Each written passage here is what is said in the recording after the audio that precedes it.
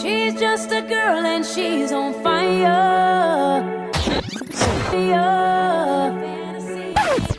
I am woman. And this is Cassandra Lee. Hello. This is Cassandra Lee at the I Am Woman radio show. And I have a special guest with me, my one and only dear, awesome, weird husband.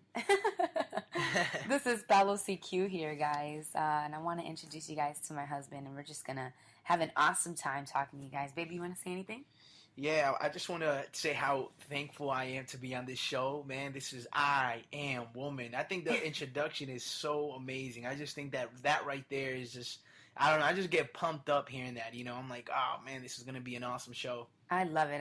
I'm just so glad that you're here, babe, that you agreed to actually, be on my radio show. And I just want to say that without you, none of this inspiration that I get would be possible. Like, sitting here making this radio show, a lot of the stuff that I do is because I watch you and see you be such an awesome inspiration to other people, and you are to me, You know, that's so cute, man. Honestly, those little, as corny as this may seem, I mean, when you talk to me like that, I just melt, man. I just get so confident. I feel so manly when she talks like that. But it's kind of funny that you say that. You're so thankful for me actually being on the show. And I'm actually thankful. It's kind of funny how you feel that way, but I feel the same way towards you. And it's so cool to be on your show because really, I mean, it's not like I have to go to work, or it's not like I had to really fight to get on the show, or had to take some time to do so. Because the beautiful part about what we do is that we have time freedom to do this kind of thing. So I mean, she asked me to do it, and it was something that I simply had tons of time to do it. Not that we don't have responsibilities, but it's just one of those things when you have time freedom. Yeah, absolutely. I love it. So I'm excited. I kind of want to just have an awesome, fruitful conversation with you, and let's talk about our day today. Or our days. Like, let's talk about where we are and where we're about to be going. I like that. Why don't we talk about, I know this is a show. I'm not trying to take over. He's trying to take over. Did you guys see that? Just a little bit. I just went over like, I want to go over this. And he's like, you know what? Let's talk about something else. Like, it's his show. I just want to add something to that because I think that it wouldn't complete, it wouldn't give the audience or whoever is hearing this the full picture of what we really want to, the message that we want to give to you guys. Oh, okay, that's. And I think the only thing I want to add is just our beginning. How we got, where we were, and then what we had to do to get to where we are now. Just kind of like the beginning. Okay, so let's go from like the beginning to now, and then where the next few days are about to be like. Yes. Okay, yes. Cool. Well, how far back are we going? I mean, we haven't been dating for that long, have we? I know, but do you want to go back to like the first day we met, or like? I think or just our why don't we just play with it? I think that you being the host, I think that you should. Okay, so you know what? I'm just gonna start from here. My husband and I, we were running a martial arts school, and I met him. Actually, he was my student. I know some of you guys are like, what? But yeah, he walked in. He was a student of my school, and I was teaching him. And our days back then looked very, very, like, I'm going to try to describe it as well as I can. But we would wake up early. My husband would, do the numbers and kind of dissect our business and see where our numbers were increasing and decreasing and what we needed to do to reach certain goals for the month. I would kind of plan the day and, classes and see how many appointments we had. And then we would kind of go pick up some of our teammates who helped instruct the classes. Then we would head to the school, and then we would teach classes from like 4 all the way till about 10 o'clock at night. And some days we had meetings. Can you just lower the volume on that? Yeah. Some days we would have meetings, and we would have to be there early in the morning and meet till like 2 in the afternoon, quickly drive home, get a little bite, and then go pick up, a teammate, and then go teach classes. And it was almost every day. It was Monday through Thursday. Friday we would have a break. Sometime there would be a meeting. Sometime there would be an event. And then we had to be back by Saturday morning, 9 a.m. till about 12. Then there would be a meeting at around like 6, or like 3 o'clock. And then Sunday we would wake up early again and have church. And so every day was just something. There was never nothing that we can do. And I remember, having friends and family members, even, texting us and calling us like, man, you guys are just always so busy. Like, when are you going to have time for us? Remember those days, baby? Yeah, I do remember those days. Can you just tell me how you felt during those moments? It was really a mixed emotions of all kinds of emotions because mixed emotions of all kinds of emotions. Because now that I look back at it, even in situations where I thought that, they were probably the worst situations we could have been in, or maybe situations where we didn't have enough time to hang out with the people that we truly, wanted to hang out with. I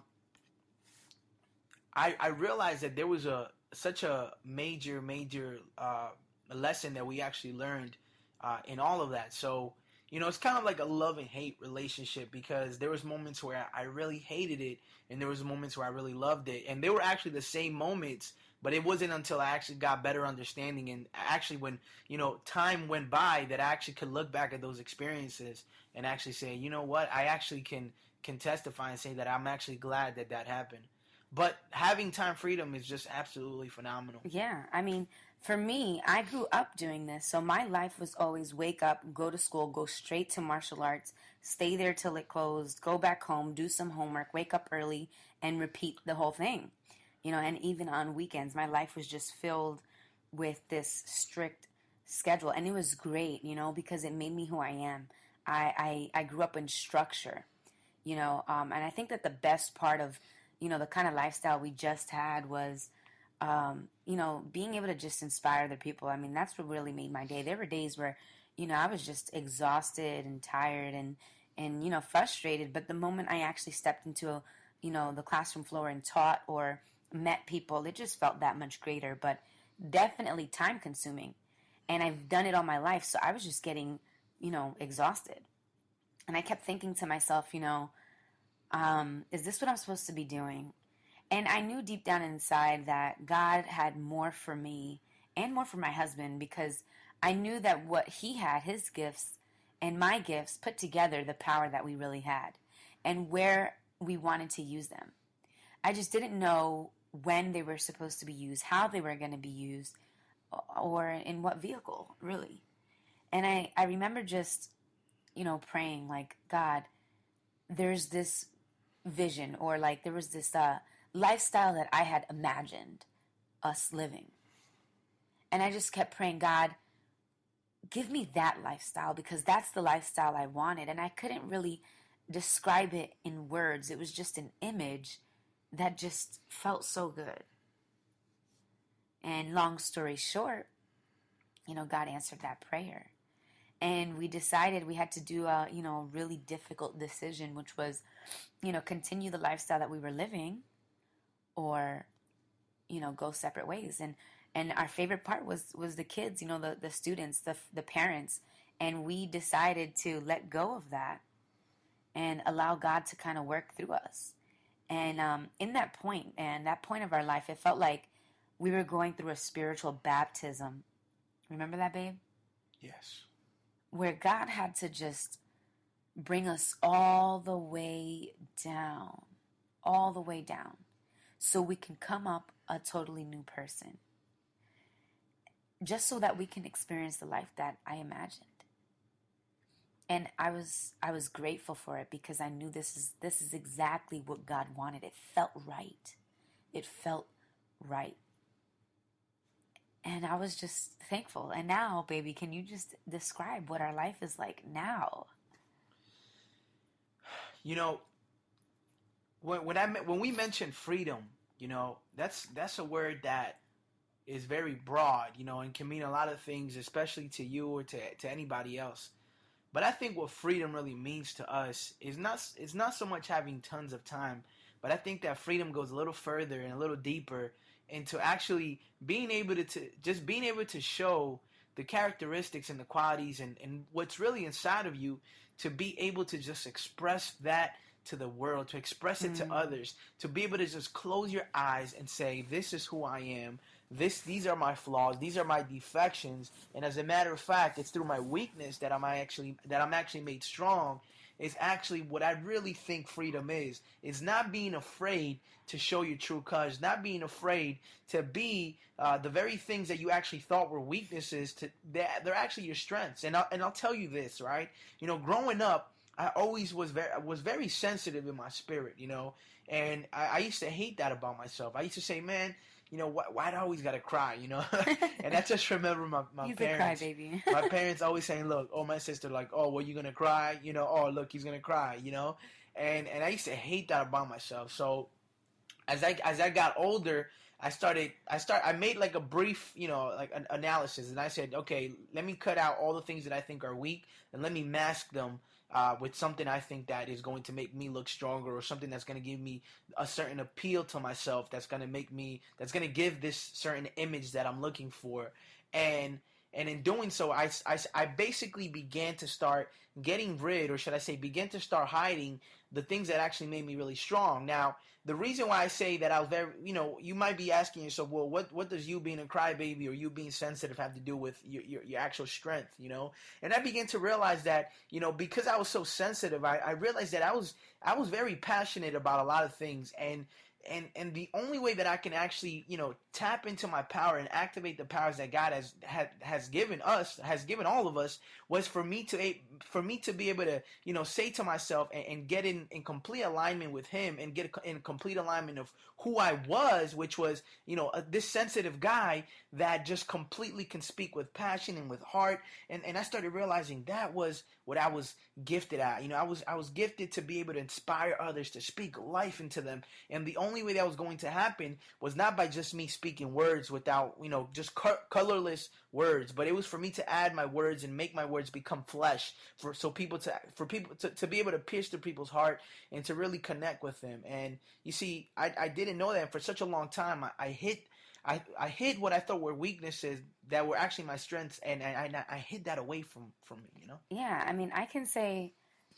mine is a little bit different, you know. In the lifestyle that we were living prior to the freedom life that we have now, I was going through a feeling of being undervalued. You know, I just felt like anything that I did was never good enough. Any idea that I had created was never accepted or looked upon with value. You know, and in that, it hurt me.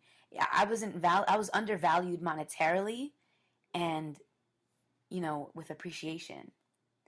And I remember, I mean, babe, you can vouch for this, right? Yeah, I mean, absolutely. like, there were many days where I would just cry on my husband's shoulder, and I'd just be like, man, like, this is such a great idea, or they don't appreciate me, or I feel like I'm doing so much and I'm getting nothing back. And I'm sure that someone listening right now probably feels that way. But let me tell you what that did to me, you know? I had to realize the same thing that my husband had to realize, which was, that is my strength. The fact that my ideas or the things that I do go underappreciated by so many people, I had to realize that that is what sets me apart. Because those ideas are not for them, they're for me. And so I see them as value. Therefore, they will be valuable if I use them for what I need to do. And if the other person doesn't see them as valuable, it's because they are invaluable to them, which is why it's not for them. So those ideas were what made me me. The ideas, the actions, my work ethic was made for me, to get me and my family, my husband, in the direction that I saw fit. I had to realize that. And the other thing that I had to realize was my weakness. The weakness in that was that I was so concentrated on finding recognition from these people. I was so searching that basically, like, everything that I did was in search of that pat on the back. And when I didn't get it, I would get so let down. And my husband is so good at this. He's so good at this. He's so good at just not caring about who pats him on the back or who slaps him in the face. You know, he kind of is just the guy that's like, well, I wasn't doing it for them anyway. You know, I'm doing it for us. And I love that about you, babe. I love that about you. And you teach me to be that way. And I'm still learning to do that now. And I realize that the moment that you stop searching for other people and their pat in the back, you begin to do things Oh yeah, this is good. consistently for yourself, which means that regardless if someone gives you a high five, you will continue to do it. And if they give you the high five, you would still continue to do it because you can do it for it, or I mean, you can do it with it or without it. It doesn't matter. Right? It's not what keeps you going. You don't need that momentum. Because God forbid that you do search for that high five, and that the next time that you try to put your hands in something and you don't receive the same outcome, the same high five, or the same amount of high fives, you begin to feel burnt out and drained again. And that was my weakness. So, through all of that, my husband and I really began. I can tell you this, guys. The moment that my husband and I made the decision to say, you know what, God, we're going to decrease us and just increase you in us and allow you to be the focal point of everything that we do. We not only have a life of freedom where we can now be ourselves, my husband can now be that sensitive, awesome man that he is. And I could be that woman that's just so, those ideas and those work ethics, I can use them for me, for us and what we're building, and not care about anyone else and their opinion. Ever since making that decision, our relationship, babe, has gotten even stronger. Absolutely. Right? Absolutely. Like, he is my best friend. Like, we have so much fun together. I mean, there was a certain point. Now, we're only married for a year and 6 months. It's probably like 7 months now. We're newbies. And there was a certain point where, conversations were the same. Like, it was the same conversation, all about business. And I'm tired. And remember those days? Yeah, I do remember those days. I do remember those days. And and that's what's really amazing about this journey. And it's kind of funny that we're talking about this, but in a sense, we're doing we're doing this podcast for people out there who's listening. But at the same time, this is also a reminder to us. Yeah. This is something I forgot who it was, but I think it was this man who came up to us, and he said, the reason why you sometimes, either write a book or shoot these videos or do these audios is not so much for the people listening, but sometimes it's for you to actually go back, whenever you're feeling down, and to replay these moments. Because, one thing that my wife was talking about was that, there's power in recognizing that, recognizing your weaknesses, and there's power in recognizing that we're not immune to everything. Yes. And I think that when you begin to start looking at it from that perspective, you're always going to be making sure and looking and seeking to become the best you. And that's what it's about. It's becoming the best you. The best because version, yeah. the best version of you is somebody that, it's either that you do it or you don't. But if you don't do it, a lot of people are never going to get to meet that person that one word or that one thing or something that you did just completely changed their life. And that's what it's about. It's about changing people's life. It's about helping others realize that what they see you, or what they see somebody they look up to capable of doing is something that they're more than capable of doing if they only just decide to make the decision and just say, you know what, I'm just gonna run with this. I'm gonna do whatever it takes because this is about making myself better to help others. Absolutely. That's beautiful. I mean, and that goes back to what my struggle was with, It's not about, being the best for someone else. It's about being the best version of you that other people can meet, And if there's anything that you guys can get out of listening to this radio show, it's to just accept who you are, understand that you're weak, understand that you have strengths, and if you know that there's a decision that you need to make, don't make it out of fear, make it understanding that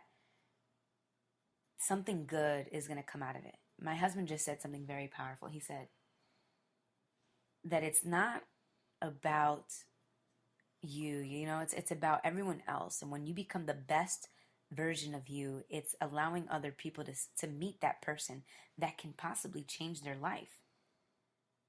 We want you guys to understand that you are not your best version yet. There is a way that you can become your best version, and that is, developing yourself, growing yourself, and then exposing that. Be transparent, because the more people who can see who you truly are, like an open book, the more lives you can actually touch. And that's what it is about. It is about changing, or actually adding significance in the lives of others. That's what it's about. Adding a significance in the lives of others. And I hope that that's what you guys are understanding. I mean, what's up, babe? Was there anything else you want to say? No, babe, I think that you just you touched on a lot of things that people can just simply just go back and just rewind and figure out what they need to work on, or what they need to hear, or maybe they can just use this, on the way to the gym or on a jog, or maybe as something to start up your day, because, at the end of the day, there may be something that you've heard in the past, and you heard it several times, but it's never hit you in the same way, in the same manner, and where it just tips you over into having a breakthrough. Word. And sometimes that only happens when you're always listening to stuff, and then finally something just completely just hits you. There's been many times in our life where we've either said stuff to each other, or we've heard things from other people, and it wasn't until we somehow, some way heard it from somebody, and the way they delivered it, that it finally hits us, And Yeah. It's kind of funny, but that's how it works. Absolutely. All we can do at the end of the day is just transfer hope into your life. At the end of the day, when you figure out who you are, you begin to start realizing how to build it, and do this and do that, and how to assemble the pieces to getting you to where you want to go in life. Right. So now let's just end it off here, babe, and let's talk about where we're going. I mean, because right now we're living a life of freedom, guys, and what that means is that we have made ourselves available to helping as many lives as possible all over the world. And we get to do whatever we want, whenever we want, with whoever we want, wherever we want. All for the one purpose of just helping add significance, So let's talk about where we're going, babe. Like, what do you think the next few days, months, weeks, months are about to bring? Man, 2014, right? So if you're listening to this, I think we're coming to the last days of December of 2013. And this is what I want you guys, what we want you guys to take from this whole thing, is one, to figure out who you are. Because when you figure out who you are, there comes great power with that. There comes great power in knowing who you are. Identifying yourself with that you are powerful. But with just a couple of weeks left for the end of the year, you have an opportunity to make a decision right now and begin to start running while others are still, just slouching and laying back and just very complacent. Right. If there's one thing that I have learned from this small time that I've been living, but at the same time looking and figuring out and learning from others, is this: that whenever you're looked as something that you can't do, or maybe you're looked at as an underdog, or maybe there's been a point in your life where people didn't expect you to do something because either of your past, or because of who you were, or because they just didn't see you as that type of person, that is a perfect opportunity not to get mad or get angry or get intimidated, but that's a perfect opportunity to work on yourself. You see, the reason why we're here, and the reason why we're living the way we are, which is it's really attainable to anybody who just makes a decision, is because we have had people done that to us, but instead of getting angry, instead of holding any resentment or any grudge, we've realized that we've used that to always get ourselves better. And it's because of that we've never been comfortable, because you see, when people do that, they kind of just pull this blanket that you have over you, that it's kind of like when you have a dirty room. I used to have a dirty room back in the day, right? And I used to just, whenever I had people come over to my room, like my friends or anything, I would just throw everything in the closet or underneath, and just make the room look really nice when it's really dirty. It's kind of like that. It's kind of like when you have a dirty room, you put everything away and you make it look like it's clean, but it's really not. And what happens is, when people come at you, they remove the blanket. They remove what you were hiding under that, right? And usually what's under there is a lot of insecurities and a lot of things that you haven't taken care of, and you have to take care of those things, because if you never do, you're never going to reach, you're never going to go to the heights of achievements that you see yourself doing and acquiring. You'll never be the best version of you. Yeah, that's it, and that's what that has done for us. But you have the decision right now to just begin to start running full throttle, even before the year starts, and just get tons, just completely just distance yourself away from the people who are just very, just complacent and just laying on the couch. And Word. I mean, we're kind of laying on bed, but we kind of taking care of everything we need to take care of. I love it, man. So life is about to be good. We're going to be traveling soon. We have a trip planned to Florida at the end of the month. We're probably going to be, my cousin's getting married next month, which I'm looking forward to, seeing her get married. That's so beautiful. And then we're going to be probably like living in Florida for the whole month of January. Then we're planning on probably going to Cali, baby. You think Cali? California? And he owes me a trip to Bora Bora. So, y'all heard it first. You guys are witnesses. If this guy does not take me to Bora Bora, you guys should send me some emails on what I should do to him.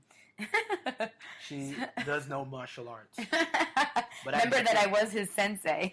She's trained me well. No, that's enough. All right, anyway, so guys, last thing that we want to say, I just want to say thank you to my husband for being on here. But what I want to say to you guys is I hope that you found some value out of this.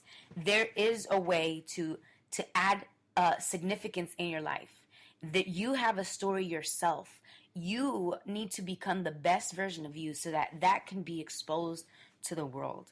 And what we want to do, guys, is we want to connect with you, and I want you guys to connect with us so that way we can hear your stories too. And we want to show you a platform and where you can actually do that and make a significance in other lives, or get the training you need to develop yourself into the best version of you.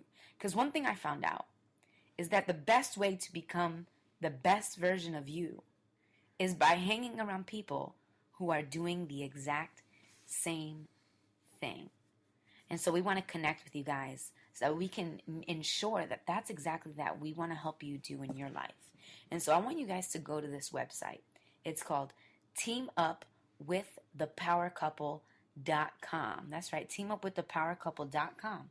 And there, you're going to put your name and your email into that, into the little sign-up form there, and you're going to be on our emailing list where we can constantly just keep you accountable and just, push you forward in becoming the best version of you.